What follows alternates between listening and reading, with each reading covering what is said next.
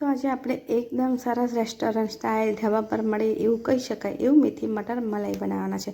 તો સૌપ્રથમ આપણે ઓઇલ એડ કરી લઈશું 4 થી 5 જેટલા લવિંગ, મરી, 2 થી 3 જેટલા લવિંગ, એક તજનો ટુકડો, જીરું અને એક તમાલપત્ર એડ કરીશું અને સાથે જ 2 મોટી રફલી કાપેલી ડુંગળીને એડ કરીશું। 3 થી 4 જેટલી લસણની કળી એડ કરીશું, 1 ઇંચ જેટલો આદુનો ટુકડો, 1 ચમચી જેટલા મગજતરીના બી અને 6 થી 7 જેટલા કાજુ એડ કરી શકો છો। ખસખસ પણ એડ કરી શકો છો 1 ચમચી જેટલી। તો ડુંગળી એકદમ સરસ ગોલ્ડન કલરની એટલે કે ગુલાબી રંગની થાય ત્યાં સુધી એને એકદમ સરસ આપણે સાંતળી લેવાની છે અને સતળાય એટલે ઠંડી પડે પછી આપણે મિક્સરમાં ક્રશ કરી લેવાની છે।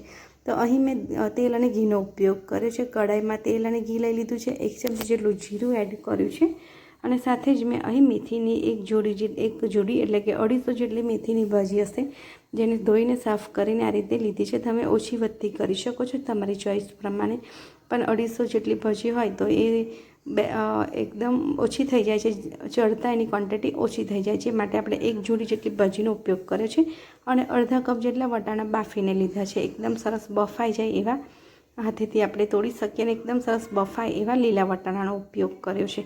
તો બસ 2 થી 5 મિનિટ સુધી આપણે એકદમ સાંતળી લઈશું જેથી કરીને મેથી એકદમ સરસ ચડી જાય અને વટાણા પણ એકદમ સરસ ઘી અને તેલમાં શેકાઈ જાય। તો જોઈ શકો છો।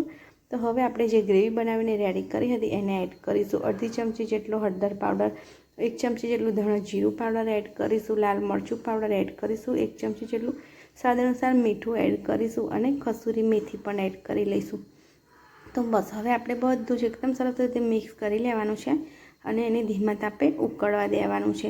તો એકદમ સરસ એવું આપણું આ મેથી મટર મલાઈનું શાક રેડી થઈ જશે અને ખરેખર ખાવાની ખૂબ મજા આવે એવું આ શાક બનીને તૈયાર થાય છે।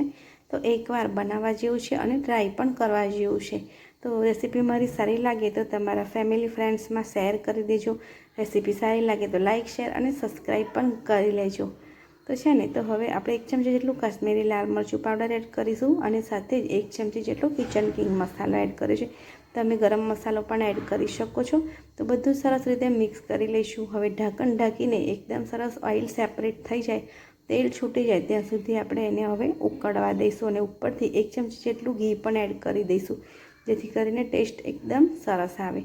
તો બસ હવે ઢાંકીને થવા દઈશું। તો જોઈ શકો છો 5 મિનિટ પછી આ રીતનું એકદમ સરસ ઓઇલ સેપરેટ થઈ ગયું છે। તો આપણું હવે મેથી મટર મલાઈનું શાક રેડી થઈ જવા આવ્યું છે। તો હવે આપણે ઘરની જ બનાવેલી 1 ચમચી જેટલી મલાઈ એડ કરવાની છે। તમે ચાહો તો રેડીમેડ મલાઈનો ઉપયોગ પણ કરી શકો છો અને આનાથી વધારે મલાઈ પણ એડ કરી શકો છો અને ધાણા એડ કરી દઈશું। તો એકદમ સરસ એવું આપણું બટરી ટેસ્ટ આવે એવું શાક રેડી થઈ ગયું છે। તો આ શાક તમે રોટલી, રોટલા, પરાઠા સાથે કે રાઈસ સાથે પણ ખાઈ શકો છો અને ઉપરથી આ રીતે બટર એડ કરવાથી આનો ટેસ્ટ એકદમ સરસ બટરી આવે છે જેથી કરીને ખાવાની ખૂબ મજા આવે છે। તો તમે પણ એકવાર બનાવીને જરૂરથી ટ્રાય કરજો અને કમેન્ટ પણ જરૂરથી કરજો જેથી કરીને હું રોજ અવનવી રેસીપી બનાવી શકું।